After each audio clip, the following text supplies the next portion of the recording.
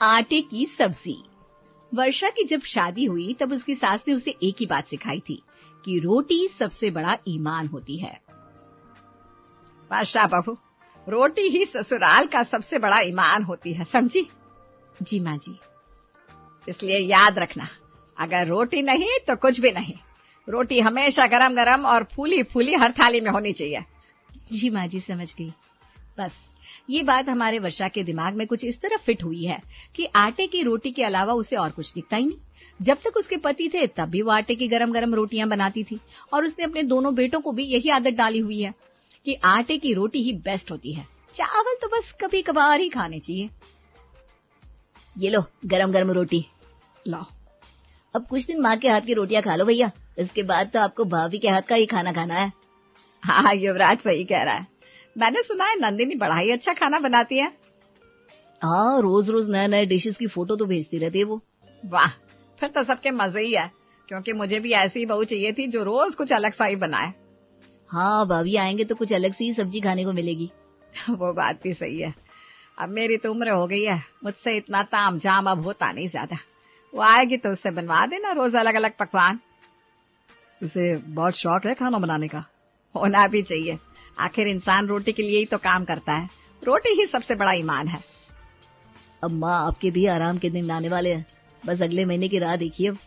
विराज के साथ अगले महीने की राह तो सब लोग देख ही रहे थे। नंदिनी भी अपने होने वाले ससुराल में एक अच्छी बहू बनने के लिए जोरों शोरों से तैयारी कर रही थी। अरे ये क्या कुकिंग बुक्स लिखती रहती है सारा दिन नंदिनी बेटा? सबको पता है तू अच्छा खाना बना लेती है। अरे मम्मी, यहाँ खाना बनाने में और ससुराल में अपने खाने से सबका दिल जीतने में काफी फर्क होता है। अरे लेकिन तू एक बार उन्हें अपने हाथों की बिरयानी खिलाएगी ना, सब लोग तेरे कायल हो जाएंगे। आप ना बस यूं ही मेरी तारीफ करती रहती है। अरे अपनी बेटी की तारीफ नहीं करूंगी तो किसकी करूंगी अब? और मैं बेफिजुल में तेरी तारीफ नहीं कर रही हूँ, तू सच में अच्छा खाना बनाती है। मम्मी, मैं चाहती हूँ जिस तरह आप मेरी तारीफ कर रहे हैं ना, उसी तरह मेरी सास भी मुझसे इम्प्रेस हो जाए बस। क्योंकि अगर ससुराल में आपसे आपकी सास खुश है तो समझो आपका पूरा ससुराल भी आपसे खुश है। ये बात तूने सुलह ने सच कही। वैसे मैं तुझे एक अंदर की बात बताती हूँ, तेरी दादी ना मुझसे कभी खुश नहीं रहती थी। मैं चाहे कितना भी अच्छा खाना बना लूं, कितना भी अच्छा काम क्यों ना कर लूं, न जाने कहाँ से मेरे काम में खाने में मिनमेट निकाल ही लेती थी। इसलिए तेरी बात सच है कि सास का दिल जीतना बहुत जरूरी है। देखा माँ, इसलिए मैं ये सब कुकिंग बुक्स देख रही हूँ, जिससे मैं उन्हें अलग अलग तरह की सब्जियां और पुलाव बनाकर खिला सकूं। ठीक है देख ले, और अपने साथ ले भी जाना ये बुक्स, क्योंकि मेरी सास तो अभी रही नहीं। ये सब तुझे ही मुबारक है। नंदिनी जहाँ अपनी सास का दिल जीतने के बारे में सोच रही थी, लेकिन बिना ये जाने कि शादी के बाद न जाने उसे क्या क्या नखरे उठाने पड़ सकते हैं। शादी में दूल्हा दुल्हन खाना खा रहे हैं। आप ये लीजिए मटर पुलाव। अरे नहीं, मटर पुलाव विकास को नहीं पसंद बेटा। लेकिन ये सच में अच्छा बना है, आप खाकर तो देखिए। नहीं बेटा, मैंने वेटर से कह दिया है, वो गरम गरम रोटियां लेकर आता ही होगा। शायद उन्हें पुलाव में मटर अच्छे नहीं लगते होंगे।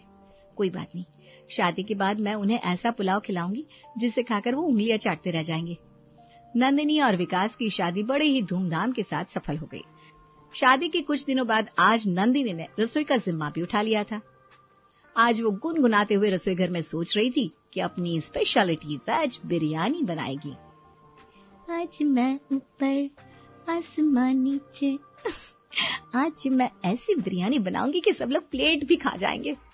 आज मैं ऊपर आसमान नीचे। अरे बहू, अब जमीन पर आ जा। उमा जी, मैं जरा खुश थी ना, इसलिए गुनगुना रही थी। हाँ, अच्छी बात है, खुश होना भी चाहिए, ससुराल में हो तो। अच्छा, वैसे किस चीज की तैयारी कर रही हो? वो माँ जी वेज बिरयानी बनाने की तैयारी में लगी हुई थी। वो क्या है ना, मैंने हमेशा से सोचा था कि मैं ससुराल में पहली बार बिरयानी बनाकर ही खिलाऊंगी। अरे नहीं, ये पॉसिबल नहीं है। नहीं माँ जी, मुझे आती है बिरयानी बनाना, सच में। अरे बहू, यहाँ चावल हम कभी कभार ही खाते हैं, और शादी में हमने बहुत चावल खा लिए हैं। तुम बस आटे की रोटियां बना दो और सबके लिए कोई सब्जी बना दो, पनीर ही बना दो। लेकिन अगर आपने शादी में चावल खाए हैं तो पनीर भी तो खाया होगा। एक बार आप बिरयानी खा कर तो देखिए मेरे हाथ की। अरे बहू, आटा इज द बेस्ट, समझा करो बात को। आज तुम आटे की रोटी और पनीर की सब्जी ही बनाओगी, ठीक है? चलो जल्दी करो, सब लोग खाने पर आते ही होंगे। शायद शादी में बहुत चावल खा लिए होंगे, इसलिए किसी का मन नहीं होगा। कोई बात नहीं, मैं कुछ दिनों बाद बना दूंगी। नंदिनी ने सोचा था कि वो किसी और दिन चावल बना देगी, लेकिन अब उसे इस घर में 1 महीना हो गया था, लेकिन उसकी सास अभी भी आटे पर ही अटकी हुई थी। ये देखो बहू, क्या लिखा है आज के अखबार में कि आटे में कितने सारे विटामिन होते हैं। आटा शरीर को मजबूती देता है। आटा एक संपूर्ण आहार माना जाता है। फिलहाल तो आटा मेरे लिए जहर बना हुआ है। अरे सुन नहीं रही हो क्या बहू? जी माँ जी, सुन रही हो ना, आटा पुराण आपका। हाँ, तो इसे याद रखना, आटा इज द बेस्ट। जब से इस घर में आई हूँ, न चावल बना पा रही हूँ न खा पा रही हूँ। अपने एक के लिए मुझसे चावल बनते नहीं, क्या करूं? एक काम करती हूँ, आइडिया। नंदिनी के दिमाग में किसी खुराफाती आइडिया ने जन्म लिया था। चावल की मांग को पूरा करने के लिए वो अब विराज और युवराज को अपनी तरफ करना चाहती थी, जिससे चावल खाने के लिए घर में ज्यादा लोग हो जाए। आप दोनों यहीं बैठे हैं, मैं आप दोनों को ही ढूंढ रही थी। ये लीजिए चाय बिस्किट। अरे थैंक यू भाभी, कब से ना मुझे चाय की याद आ रही थी। ये बिस्किट तो काफी अच्छा है ना? पता ही अच्छा क्यों लग रहा है? क्यों? क्योंकि ये चाय के साथ है। कुछ चीजों के साथ में खाने में ही मजा आता है, जैसे चाय और बिस्किट, ब्रेड और बटर, नींबू के साथ पानी और दाल के साथ चावल, है ना? हाँ भाभी, ये आपने बिल्कुल सही कहा। बिस्किट ना चाय के बिना बिल्कुल भी अच्छा नहीं लगता। हाँ, वैसे ही दाल के साथ चावल भी अच्छे लगते हैं ना? हाँ, लेकिन हम तो उसे रोटी के साथ भी खा लेते हैं। क्योंकि गद्धो, तुम्हारी माँ ने तुम्हें चावल कभी ज्यादा खाने ही नहीं दिए। हाँ, हम खा लेते हैं। लेकिन जरा सोचो, दाल मखनी हो, साथ में जीरा राइस बना हो और उस पर हम दाल डाल रहे हो, फिर उसको अच्छे से मिलाकर उस पर प्याज रख रहे हो। मुंह में पानी आ रहा है, मेरे मुंह में बहुत पानी आ रहा है। अब तुम इस तरह बताओगी तो किसी के भी मुंह में पानी आ जाएगा। हाँ, लेकिन मैं खुद के लिए चावल बनाती नहीं, सोचती हूँ कौन साथ में खाएगा। अरे भाभी, आज ना आप चावल बनाइए, मुझे भी बड़ी इच्छा हो गई है चावल खाने की। सच? हाँ, मुझे भी कढ़ाई वाली दाल और जीरा राइस खाना है। बनाओ बनाओ चावल आज। ठीक है, तो आज फिक्स रहा, मैं कढ़ाई वाली दाल और साथ में जीरा राइस बनाती हूँ। नंदिनी ने युवराज और विराज को आज चावल खाने के लिए तैयार कर लिया था, लेकिन जैसे ही चावल और दाल टेबल पर आते हैं, वर्षा के नखरे शुरू हो जाते हैं। अरे बहू, आज ये चावल क्यों बनाए? दाल के साथ आटे की रोटी बना देती। माँ जी, युवराज और विराज को भी ना चावल खाने का बड़ा ही मन था। आप खाकर देखिए ना, बड़ा ही स्वाद बना है। अरे बहू, इससे तो अच्छा मैं आटा ही खा लूं। मुझे नहीं चाहिए चावल, मुझे तो तू रोटी ही दे दे या फिर कच्चा आटा ही दे दे। अरे माँ, ऐसा मत बोलो, नंदिनी आपके लिए जल्दी से रोटी बना देगी। हाँ माँ, आटा क्यों खाएंगे आप? भाभी, माँ के लिए रोटी बना दीजिए ना। एक काम कर, मेरे लिए बना रही है तो इन दोनों के लिए भी एक एक बनाई दे। अरे पर ये दोनों चावल खा रहे हैं ना माँ जी। अरे एक एक रोटी खानी जरूरी है, मैं कह रही हूँ ना, तो बना दे। ठीक है माँ जी। आपको आटा खाना है ना कच्चा? ठीक है, कल से आपको सिर्फ आटा ही मिलेगा माँ जी। नंदिनी अब जंग का आगाज कर चुकी थी और उसका हथियार था आटा। अब देखते हैं कि इस हथियार से कब तक दुश्मन बच पाता है। माँ जी प्रणाम। प्रणाम बहू, खुश है। माँ जी, आपको पता है, आप बिल्कुल सही कह रही थी। मैं तो हमेशा सब कुछ सही कहती हूँ, लेकिन तू किस बात की बात कर रही है, पहले वो बता। अरे माँ जी, आटे के बारे में आप बिल्कुल सही कह रही थी कि उसमें ना बहुत ताकत है, हमें खाना चाहिए। इसलिए मैंने आज निश्चय किया है कि आज से मैं सब कुछ आटे का ही बनाऊंगी। आप बस आटा खाते जाइए, खाते जाइए, खाते जाइए और मजबूत बनते जाइए। वाह वाह, शाबाश बहू, बहुत अच्छे से समझ गई तू। जी माँ जी, एकदम। अच्छा, अब ना आप बस देखते जाइए आटे का जादू। नंदिनी ने आज खाने में कुछ अलग सा ही बनाया था। क्या अलग सा? आइए, उसके परिवार के लोग ही आपको बता सकते हैं। ये तो नंदिनी, ये क्या है? ये आटे की रोटी है, आपकी सबकी पसंद की, और ये आटे के कोफ्ते हैं। आज मैंने आटे की सब्जी बनाई है। माँ जी ने कहा था ना, आटा संपूर्ण आहार है, तो बस ये देखिए मेरी आज की स्पेशल डिश, आटे की सब्जी, आटे की रोटी। टडा! आटे की सब्जी कौन खाता है? क्या हुआ, खाइए ना, आटे की सब्जी बहुत हेल्दी होती है, खाइए खाइए। हाँ, बना दिए तो खानी तो पड़ेगी, और कोई ऑप्शन भी तो नहीं है।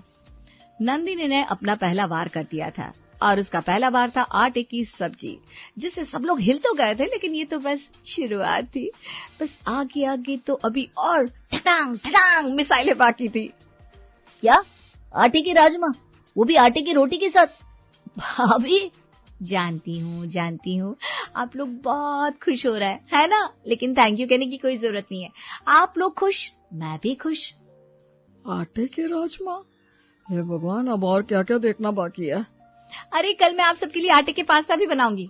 माँ जी ने आपको बचपन से आटे का दीवाना बनाया है, मैं इस परंपरा को कैसे तोड़ सकती हूँ भला? बहू, ऐसा कुछ नहीं है, तू अपनी पसंद का भी बना सकती है। नो, ऐसे कैसे माँ जी? आटे में इतनी विटामिन होती है, इतनी शक्ति होती है। मैंने सोच लिया है, अब से मैं सब्जियों में भी आटे की लोहिया ही डालूंगी, जिससे वो और भी हेल्दी बन जाए। अचानक मुझे ऐसा लग रहा है कि मेरी भूख मरती जा रही है। तुम कहो तो नींबू पानी ले आऊं? उसमें भी ना थोड़ा सा आटा मिला दूंगी, पक्का। हाँ नहीं। नंदिनी के वार खत्म होने का नाम ही नहीं ले रहे थे। कभी आटे की सब्जी, कभी आटे का पास्ता, कभी आटे के पकौड़े। लेकिन आज के वार ने दुश्मन को तहस नहस कर दिया था। आज फिर खाने में आटे की सब्जी है क्या माँ? अरे नहीं, आज मैंने बहू से कहा है कि वो पराठे बना दे। चलो अच्छा, नहीं तो आटे की सब्जी खा खा कर अब तो मुझे सपने में भी आटे के चॉकलेट नजर आने लगे थे। अरे भैया, उस दिन भाभी ने मुझे आटे की दाल तक ऑफर कर दी थी, लेकिन चलो आज तो कुछ अलग मिलेगा। पराठे के अंदर आलू मिलेंगे तो दिल को कुछ सुकून मिल जाएगा। ये लो, मैं आ गई आप सबके पराठे लेकर। ये रही ठंडी ठंडी दही। वाह, पराठे के ऊपर मक्खन भी नजर आ रहा है। अरे लीजिए आप सबके पराठे। माँ जी, ये रहा आपका। ये पराठा रोटी जैसा क्यों लग रहा है पर? हाँ, मुझे भी ऐसा ही लग रहा है कि मैं बस मोटी रोटी खा रहा हूँ। हाँ, तो ये आटे के पराठे है ना? तो आटे के पराठे? अरे मैं हमारे घर की परंपरा कैसे तोड़ सकती हूँ, है ना माँ जी? बस, अब और नहीं। अब मैं तुझसे कह रही हूँ कि आटा अब हम और नहीं खा सकते।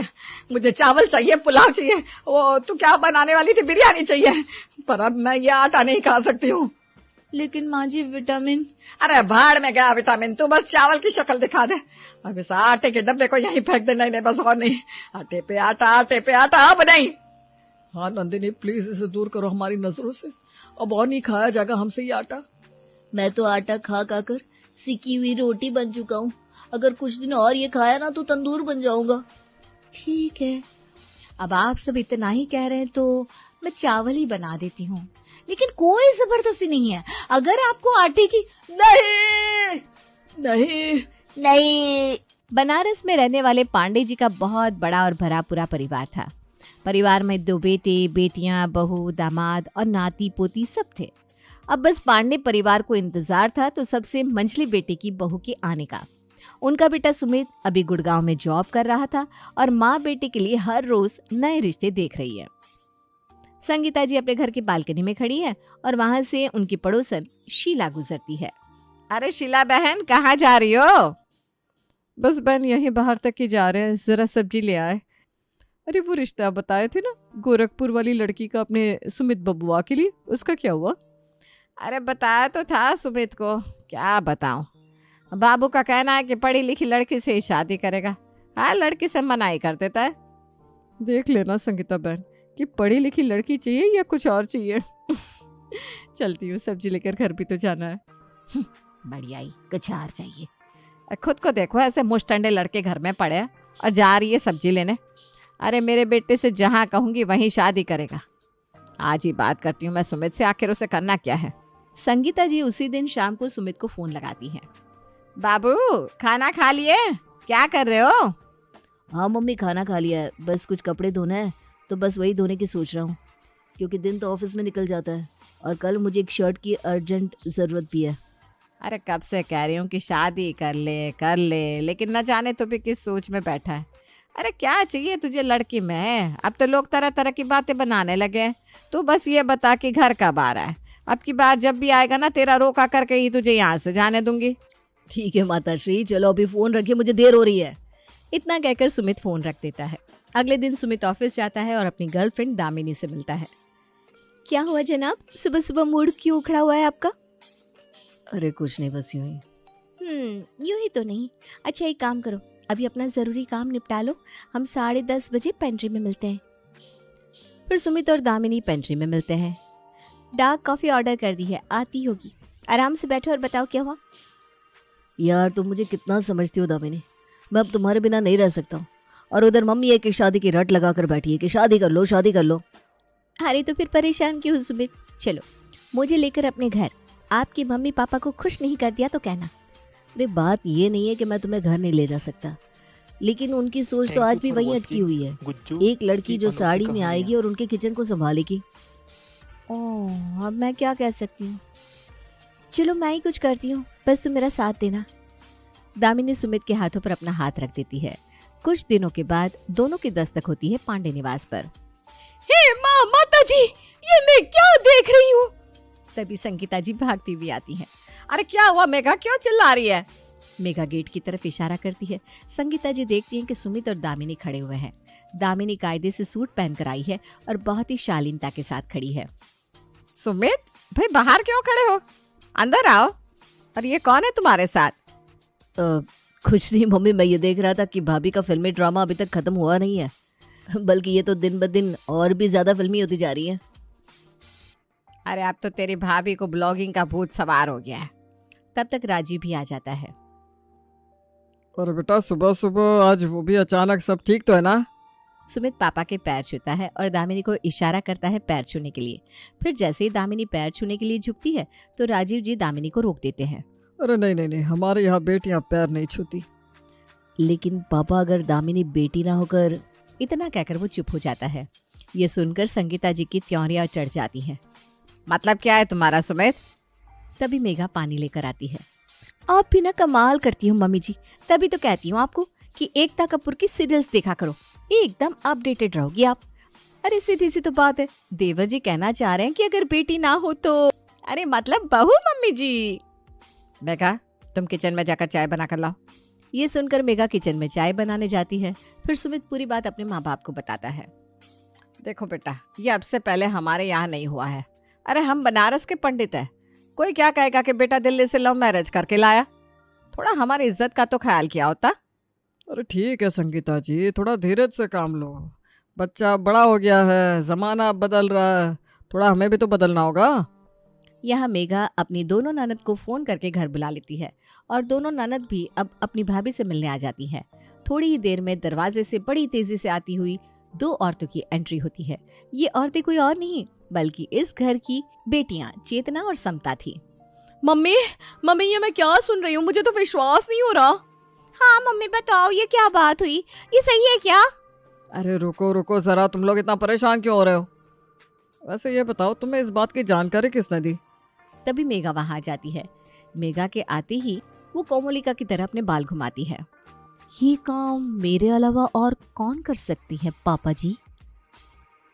जहाँ धुआं ना भी हो, हमारी मेघा बहू वहाँ प्रचंड आग लगवा सकती है, वो भी बिना माचिस और केरोसिन के। मम्मी जी। सुमित, ये लड़की तुमको कहाँ मिली? इसके बारे में सब पता कर लिया है तुमने? हाँ दीदी, मैं और दामिनी एक ही कंपनी में पिछले 3 साल से काम कर रहे हैं। मैं उसे बहुत अच्छे से जानता हूँ। घर का काम कर लेती हो कि नहीं? आजकल जॉब वाली लड़कियों के ना बड़े ही नखरे हैं। हाँ जी दीदी, मुझे सब काम आता है। आपकी आवाज तो बड़ी अच्छी है। भाभी, आपकी आवाज के साथ आपकी स्माइल भी बड़ी प्यारी है। हाँ, ये बात तो सही कह रही हो तुम दोनों। मैंने भी अभी देखा, मुस्कुराहट तेरी बड़ी ही प्यारी है बहू। क्या बत्ती सी है, एकदम ऊपर वाले ने चुन चुन कर दांत लगाया है, ऐसा लगता है। सुमित चौंक जाता है। क्या कहा मम्मी आपने, बहू? और जल्दी से मम्मी को अपने गले लगा लेता है। वहाँ मेघा किचन में खड़े होकर सुन रही थी। अच्छा जी, आज तक मेरी तो कभी इतनी तारीफ नहीं की। बत्ती सी, अरे ये बत्ती सी तोड़ दूंगी मैं, पहले आने तो दो एक बार घर में। मेरे आगे तो कहीं भी नहीं लगती ये। की अनोखी अब कहानी। दोनों के घर वालों की मर्जी से दामिनी और सुमित की सगाई पक्की हो जाती है और जल्दी ही शादी भी होने वाली थी। यहाँ दामिनी की सगाई हो जाती है, वहाँ दामिनी की टेंशन बढ़ती जा रही थी। फिर एक दिन दामिनी अपने घर अपनी मम्मी से बात कर रही थी। दिखाई डेंटिस्ट को बेटा, क्या कहा डेंटिस्ट ने? डॉक्टर ने 3 दिन बाद फिर बुलाया, लेकिन मम्मी मुझे बहुत टेंशन हो रही है, मैं क्या करूं, मुझे कुछ भी समझ में नहीं आ रहा। अरे बेटा घबराती क्यों है, सब अच्छा होगा। तू एक काम क्यों नहीं करती, मैं तुझसे कब से कह रही हूँ, तू एक बार ना हिम्मत करके सुमित को इस बारे में बता दे। नहीं नहीं मम्मी, मैं इस बारे में सोच भी नहीं सकती। और अब आज जब मैं इतने आगे आ चुकी हूँ तो मैं ये सोच भी नहीं सकती, क्योंकि मुझे पता ही नहीं है कि मेरी ये बात सुनकर सुमित क्या रिएक्ट करेगा। तो फिर अब तो सब कुछ ऊपर वाले पर छोड़ दे, जो होगा देखा जाएगा। हाँ मम्मी, वही ठीक रहेगा। ठीक है कहकर दामिनी अपने रूम में आ जाती है, लेकिन उसे नींद नहीं आती। अब अगले दिन वो सुमित से ऑफिस में मिलती है और दोनों बैठकर कॉफी पी रहे थे। अरे मेरी प्यारी सी बीवी को आज क्या हो गया? इतनी प्यारी सी स्माइल आज कहाँ गायब है? अच्छा, आपको भी मेरी स्माइल पसंद है? अरे इसमें पूछने वाली कौन सी बात है? मेरी बीवी की स्माइल इज बेस्ट। सच बोलूं तो मैं आपकी इसी स्माइल पर ही तो सबसे पहले फिदा हुआ था। क्या आप सच कह रहे हो क्या? अरे डर क्यों रही हो? नहीं, ऐसा कुछ नहीं है। अब तो दामिनी की टेंशन और बढ़ गई थी। आप लोगों के दिमाग की बत्ती भी बुझ गई ना कि आखिर ऐसी क्या बात है जिससे दामिनी इतनी घबरा रही है। चलिए ज्यादा पहेलियां नहीं बुझाते हैं, आपको बताते हैं दामिनी का एक टॉप सीक्रेट। दरअसल दामिनी जब पैदा हुई तो उसके दांत बड़े ही सुंदर थे, लेकिन जैसे ही दामिनी बड़ी हुई उसके दूध के दांत टूटे तो आगे कभी आए ही नहीं, जिसके लिए दामिनी के मम्मी पापा ने उसका बहुत इलाज करवाया। तो जैसे तैसे करके बाकी के दांत तो आ गए, लेकिन सामने के 2 दांत कभी नहीं आए। अब समझ में आया ना आपको कि दामिनी की परेशानी का कारण क्या है? तो अब देखते हैं आगे क्या होता है। दामिनी डेंटिस्ट के पास बैठी हुई है। लीजिए दामिनी जी, आपका ट्रीटमेंट हो गया, अब आपको 1 महीने बाद आना होगा। तो डॉक्टर, मतलब अगर 2 महीने तक नहीं आ पाई तो? दामिनी जी आपको इसके लिए तो आना ही होगा। अब दामिनी शादी की तैयारियों में लग जाती है और शादी करके अपने ससुराल में आ जाती है। इन 2 दांतों के कारण दामिनी को खाने में भी परेशानी होती थी, इसलिए दामिनी सबके सामने खाना खाने से भी बचती थी। वहाँ जेठानी मेघा की निगाह पल पल दामिनी पर रहती थी। अच्छा दामिनी, अब मैं चलता हूँ। दामिनी बहुत दुखी सी होकर रोनी सी लगती है। अरे दामिनी, रोने की क्या बात है? मैं आता जाता रहूंगा, और ये तो वो समय है जिसमें परिवार वालों और तुम्हें आपस में समझने का मौका मिलेगा। बस 6 महीने की तो बात है, फिर तो तुम तरसोगी यहाँ आने को। और देखो, ये तो मैंने तुम्हें शादी के पहले ही बता दिया था कि हमारे यहाँ ऐसा ही होता है, नहीं तो लोग बोलेंगे बाबू तो शादी होते ही अपनी बोरिया को साथ ले गया। अरे चुप हो जाओ ना, बोलते ही चले जा रहे हो। मैं बस आपको मिस करूंगी इसलिए रो रही हूँ। अच्छा, मुझे लगा तुमको यहाँ रहना नहीं है। फिर दोनों हंसने लगते हैं। सुमित के जाने के बाद दामिनी के एक एक दिन बड़े ही लंबे लंबे बीत रहे थे। ऐसे ही एक दिन दोनों ननद चेतना और समता अपने मायके आई हुई थी। अब मायका पास में है और नई भाभी आई हो तो मायके का मजा दोगुना हो जाता है, क्योंकि कहते हैं ना, 4 दिन की चांदनी फिर अंधेरी रात है। इसलिए शुरू में जो मजे लेने हो ले लो, फिर तो ननद भाभी में ताता थैया होना ही है। लो भाभी गन्ना खाओ, कितने बढ़िया बढ़िया गन्ने आ रहे हैं, और हमारे बनारस के गन्ने की तो वैसे भी बात अलग है। अब दामिनी को समझ में नहीं आता कि वो क्या कहे, क्योंकि गन्ने खाना आप समझ गए ना, बड़ी ही टेढ़ी खीर है भैया। और ऊपर से दामिनी के सामने के 2 दांत तो पहले ही नकली थे और गन्ने तो उन्हीं से खाए जाते हैं। नहीं दीदी, मैं गन्ने नहीं खाती हूँ। क्या आप गन्ने नहीं खाती? अरे कितने मीठे गन्ने हैं। आप ठहरी दिल्ली की, अरे ऐसे देशी गन्ने आपको नसीब भी नहीं हुए होंगे। खाइए खाइए। अब दामिनी घबरा जाती है क्योंकि उसे समझ में नहीं आ रहा था कि वो क्या कहे। और मेघा दामिनी की शक्ल देख रही थी, क्योंकि वो समझ रही थी कि कुछ तो गड़बड़ जरूर है। क्या हुआ देवरानी जी,